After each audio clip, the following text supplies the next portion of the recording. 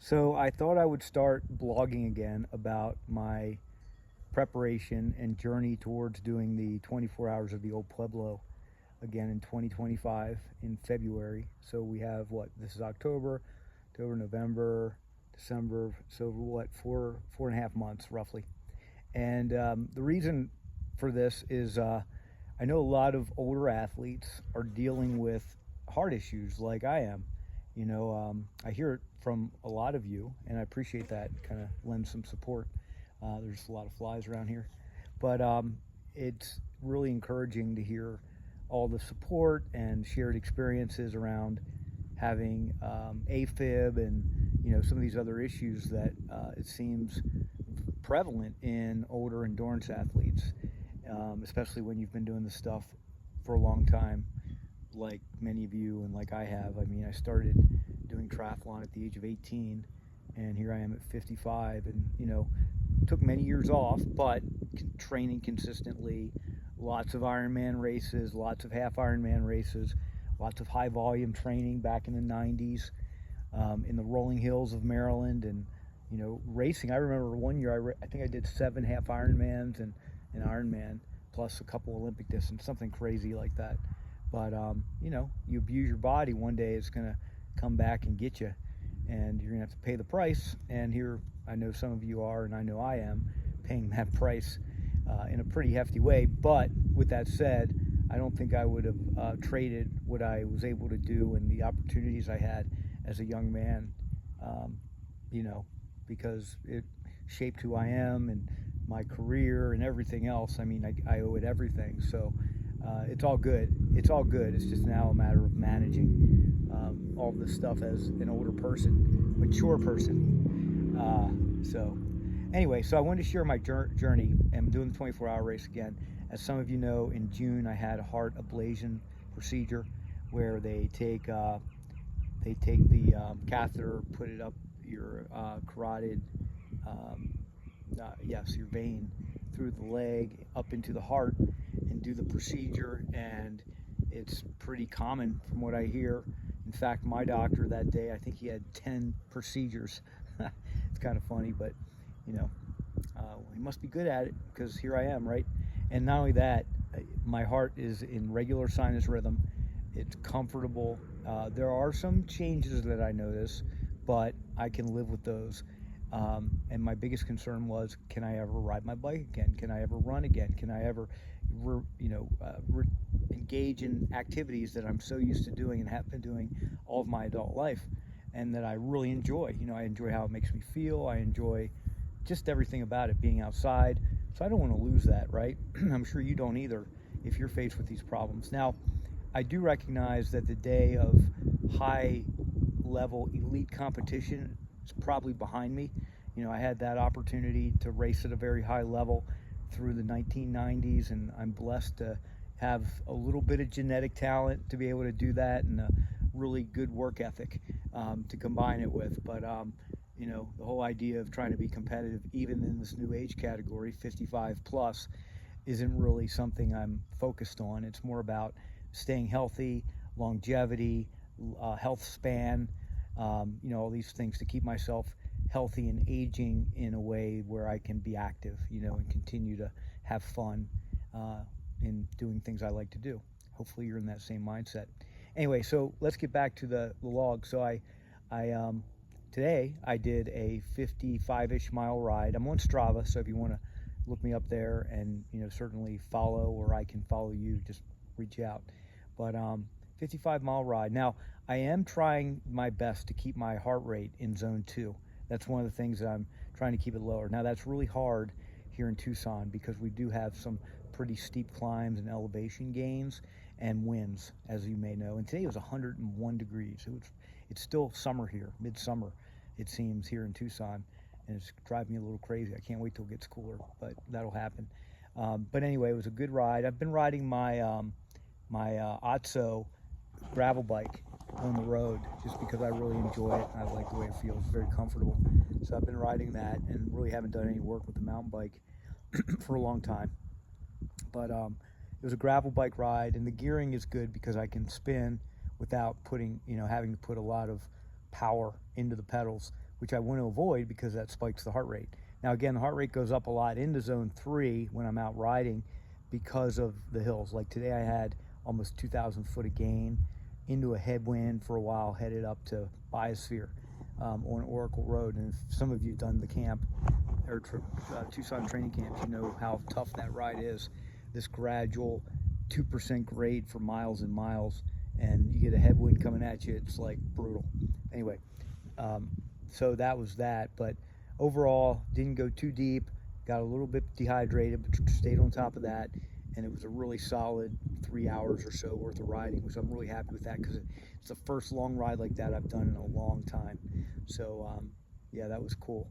Now let me just tell you a couple things I'm doing to be careful and maintain an eye on how I'm recovering. So a few things actually. Number one, and you know, if you're familiar with some of the work I've done in the past in the spin intervals area and power and all that stuff, you know, one of my favorite sayings is that which gets measured improves. So I'm really big into the data and getting data points, benchmarks, and then going from there. So for a long time now, several years, I've been using a Renfo scale. It's a bioelectric impedance type scale. You step on it, gives you your water weight, muscle mass, BMI, all these different things. And so I've been able to track everything over the course of several years. So I recommend that Renfo. Get it from Amazon for 30 bucks. The next thing I've been using now for a full year, in fact, it's been a year exactly, is my Whoop. My Whoop, it monitors everything. You know, it's your lifestyle metric capture. How's that? Anyway, it measures everything, but it really dials in on sleep and how much sleep you get, how much sleep you need, the depth of your sleep, the quality of your sleep. But it also tells you something I really like. It's the strain level for each day. And so today was high strain for me, up to 17. And if you're a Whoop user, you can kind of relate to that.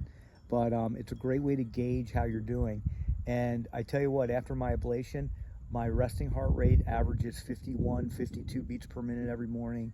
Respiratory rate, 14-ish when it was up to 17. And the resting heart rate was up in the upper 60s prior to the ablation operation. So all my metrics are really solid right now and have been for a couple months. So that's that. So Whoop. So another thing. And then the last thing I might recommend that you get, this is brand new to me, I've had it for like just 5 days, is a Lumen. And the Lumen measures your metabolic health. So what it does is it lets you know when you're burning carbohydrates and burning fats so that you can monitor your diet to be more effective at burning what you need. And they call it metabolic flexibility. But it's a really interesting tool. And of course, some of you know we used to do resting metabolic work years ago at our training camps, and also the VO2 max stuff and the max and the getting heart rate zones and discovering VO2 max, etc. Well, now apparently a lot of that data is found right in this little guy, and you can do this several times a day to see how you're burning those macronutrient substrates, fats versus carbohydrates, and to see if your body's turning into a fat burning machine. So Lumen.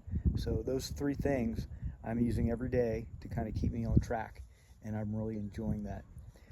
Okay, I don't want to go too long here. One more thing.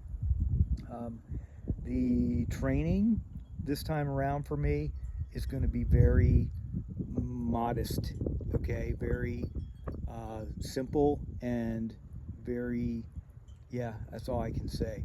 No real high volume. I'm going to keep the long rides down, probably within that 3-hour range, if even that.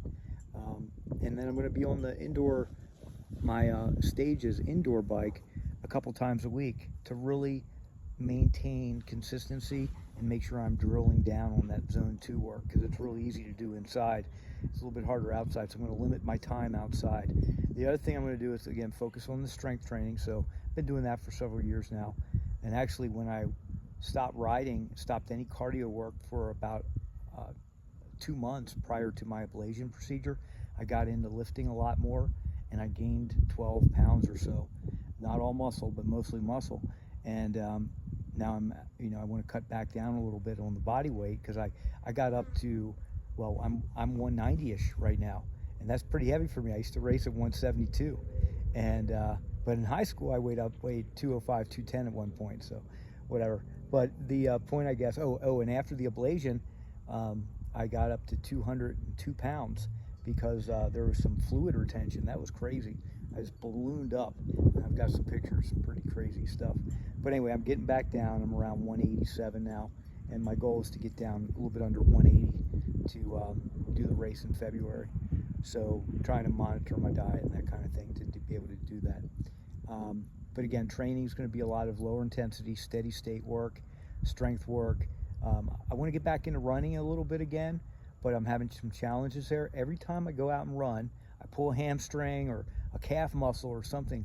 It's amazing how little I can run, but cardio feels good, but everything else just doesn't.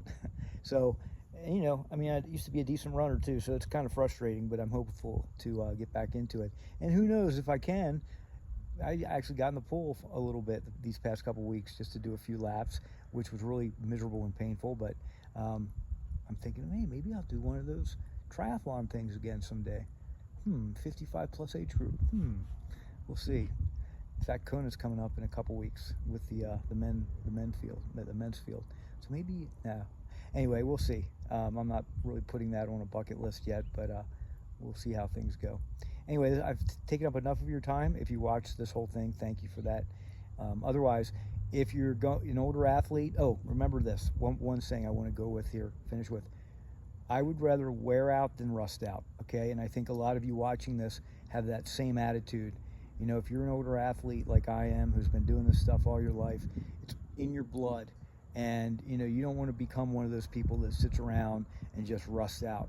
Let's all get together and kind of support each other and pushing each other to do whatever we can to stay active, stay engaged, stay healthy, physically fit, and, go that wear out route as opposed to the rust out route. And if you have any words of advice or encouragement, please make sure you share that. All right, that's all I have today. Thanks for watching.